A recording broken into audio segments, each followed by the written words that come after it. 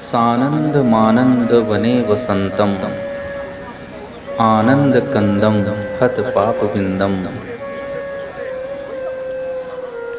वाराणसी नाथम नाथ नाथम श्री विश्वनाथम शरणं प्रपद्ये श्री विश्वनाथम शरणं प्रपद्ये।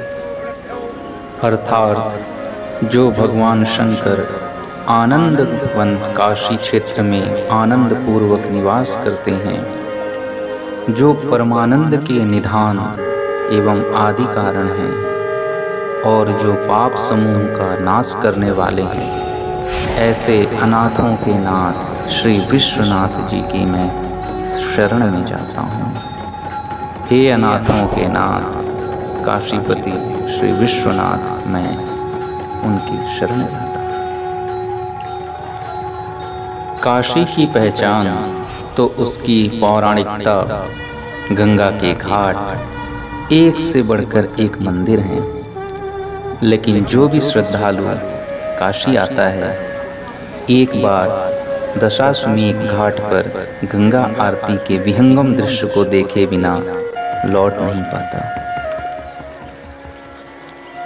जो भी इस महान दृश्य का साक्षी बनता है, अपने आप को गौरवान्वित महसूस करता। प्रतिदिन दोपहर से ही माँ गंगा की आरती की तैयारियाँ शुरू हो जाती हैं, घाट सजने लगते हैं और प्रतिदिन सांझ ढलते ही दशाश्वमेध घाट पर भीड़ धीरे धीरे बढ़ने लगती है।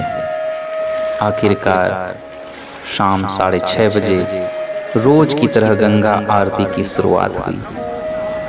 7 पुजारी एक जैसी पोशाक पहनकर घाट किनारे बने छोटे छोटे मंडपों पर पहुंच गए। आरती से पहले मां गंगा का पूजन किया गया।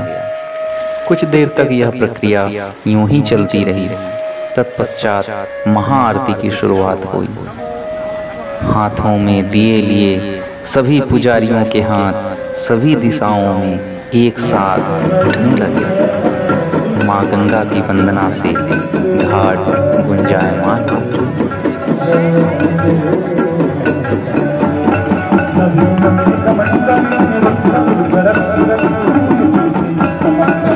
गंगा आरती का इतिहास बहुत पुराना है, पर धीरे धीरे इसकी लोकप्रियता इतनी बढ़ गई कि आज यह अंतर्राष्ट्रीय प्रसिद्धि प्राप्त कर चुका है। गंगा आरती के इतिहास के विषय में गंगा सेवा निधि के अध्यक्ष सुशांत मिश्र जी से इसके इतिहास का मेरे पूज्य पिताजी वर्णन उन्हीं के मुखारबिंद से में शुरुआत की थी। उस समय एक आरती से शुरुआत की थी, 1 से 3 हुई, 3 से 5, 5 से 7, फिर 2007 में ये अतुल्य भारत का हिस्सा हो गई। 1999 के कारगिल विजय युद्ध के बाद से गंगा सेवा निधि ने सारी सेनाओं को जोड़ा। तब से आकाशदीप और देव दीपावली का कार्यक्रम जो है वो शुरू हुआ। आकाशदीप जो पूरा कार्तिक महीना जो हमारे शहीद हैं, जो हमारे पूर्वज हैं, उनके याद में आकाशदीप जलाया जाता है। और इसी तरीके से आरती की भव्यता बढ़ती चली गई। पिताजी ने अकेले शुरुआत किया था, फिर उनके साथ उनके दोस्त लोग और बढ़ते चले गए, लोग जुड़ते चले गए, कारवां बनता चला गया। और अपने आप ये दिन प्रतिदिन अब इस आरती को देखने के लिए देश विदेश से रोज लाखों संख्या में पर्यटक काशी आते हैं। गंगा आरती के पश्चात सभी भक्तों को माँ गंगा को पवित्र और स्वच्छ रखने की प्रतिज्ञा याद दिलवाई जाती है।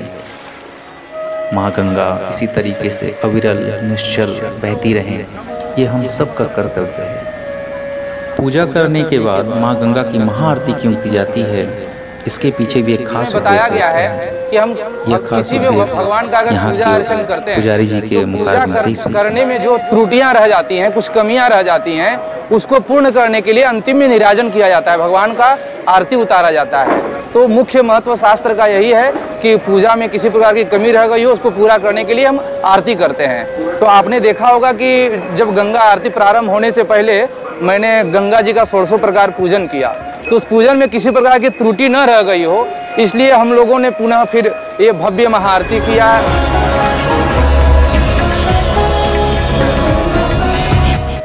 अब आप सब भक्तगणों के मन में एक सवाल आ रहा होगा कि गंगा आरती के लिए इसी घाट को क्यों चुनाव किया गया। तो इसके पीछे का रहस्य ये है कि दरअसल दशाश्वमेध घाट आदिकाल से ही यज्ञ, हवन, पूजा आदि के लिए पवित्र माना जाता रहा है। इसीलिए इस घाट को गंगा सेवा समिति ने खास करके चुना। एक अन्य मान्यता के अनुसार नागवंशीय राजा वीरसेन ने चक्रवर्ती सम्राट बनने के लिए इसी स्थान पर 10 बार अश्वमेध यज्ञ करवाए थे।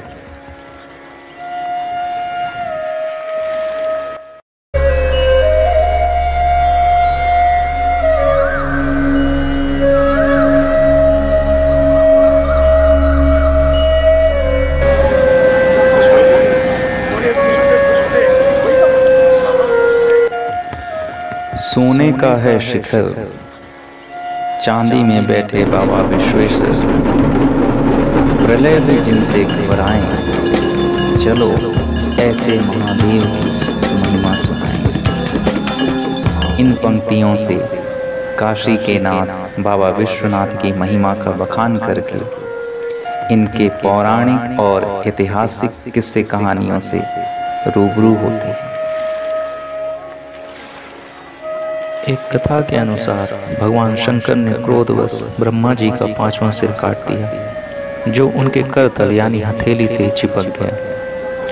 माना जाता है कि 12 साल तक अनेकों तीर्थों में भ्रमण करने के बाद भी वो सिर शिव की हथेली से नहीं हटा। किंतु जैसे ही शिव ने काशी में प्रवेश किया, वो सिर उनके हाथ से अलग हो गया। जहाँ ये घटना घटी वो स्थान कपाल मोचन तीर्थ कहलाया। इस घटना के बाद शिव को काशी इतना भाई कि उन्होंने इस पावनपुरी को विष्णु भगवान से अपने लिए मांग लिया। तब से काशी महादेव की तपोभूमि बन गई। विश्वनाथ मंदिर का उल्लेख महाभारत समेत कई उपनिषदों में भी मिलता है, लेकिन मंदिर का निर्माण सर्वप्रथम किसने किया, इसके बारे में कोई पुख्ता जानकारी नहीं।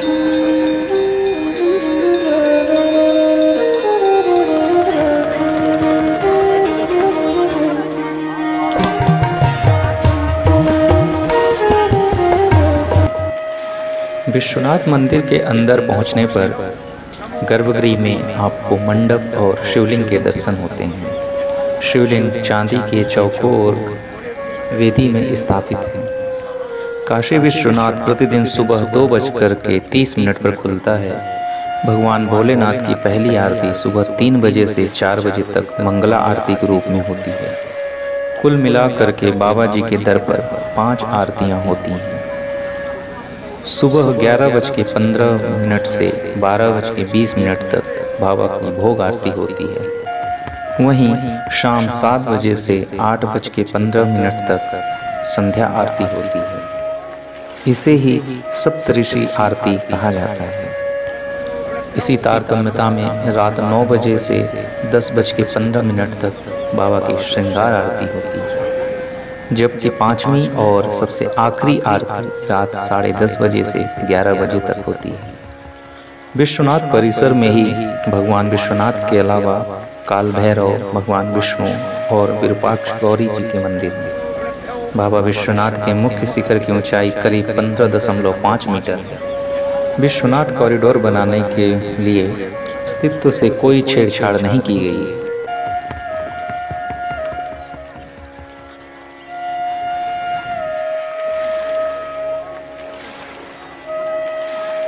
मौजूदा वक्त में प्रतिदिन लाखों श्रद्धालु काशी पहुंचते हैं। भारत के प्रधानमंत्री नरेंद्र मोदी जी ने जब से काशी को अपनाया है, वो भी कई बार यहाँ बाबा विश्वनाथ के दर्शन के लिए पहुंच चुके हैं।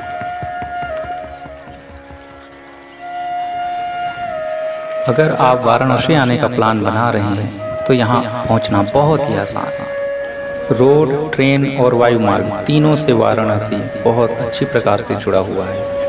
बस स्टैंड एवं रेलवे स्टेशन से बाबा विश्वनाथ की दूरी लगभग 4.5 किलोमीटर है।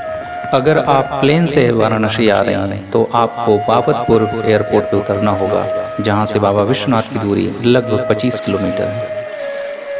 तो ज़िंदगी की इस भाग दौड़ से कुछ पल निकालिए और बाबा विश्वनाथ की नगरी पे आकर के बाबा भोलेनाथ से आशीर्वाद ग्रहण करिए।